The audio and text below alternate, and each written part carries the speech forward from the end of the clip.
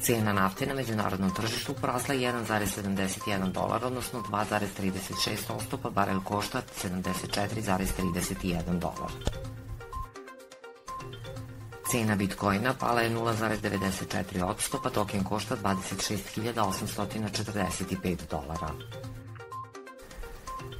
Cena pšenice na novosadskoj produktnoj berzi iznosi 19,5 dinara po kilogramu bez PDV-a, a kukuruza 16,92 dinara bez PDV-a.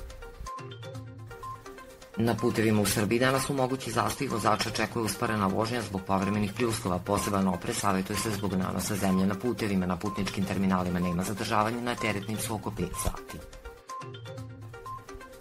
U Srbiji danas promenljivo i nestabilno sa kišom i pljuskovima, vetar slab promenljiv, najniža temperatura od 12 do 16, najviša dnevno od 23 do 27 stepeni.